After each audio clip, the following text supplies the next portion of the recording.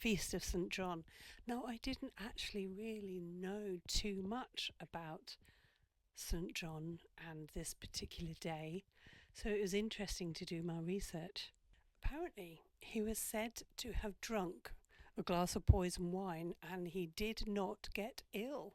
Now, I'm not sure what the sort of like the normal general public peeps of the time, whether they drank wine, whether it was just like fruit juices, spiced fruit juices, or whether they were able to have wine but like the really cheap stuff, I don't know.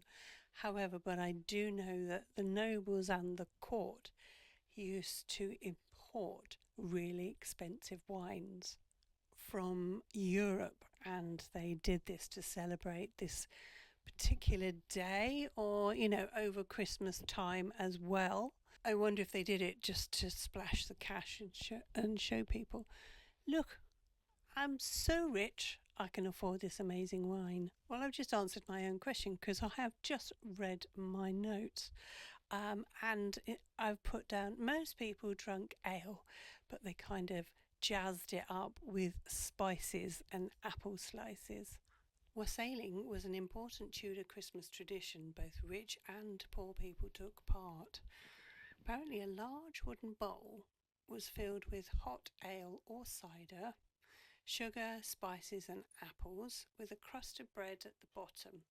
It was offered to the most important person in the household first, and they would make a toast by shouting "Wassail," meaning for your health. Then have a drink and pass it on to the next person, and they would shout "Drink hail" before taking a sip, and the bowl would be passed around to everyone.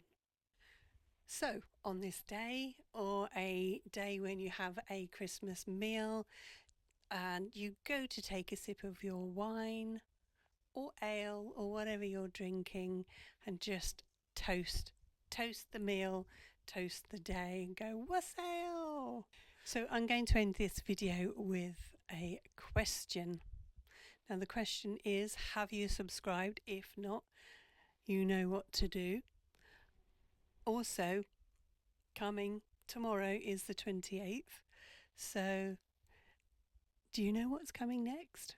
Because I do. Let's chat in the comments and I'd love to see you there. Take care now. Bye. Have wine. Remember, when you take a shit.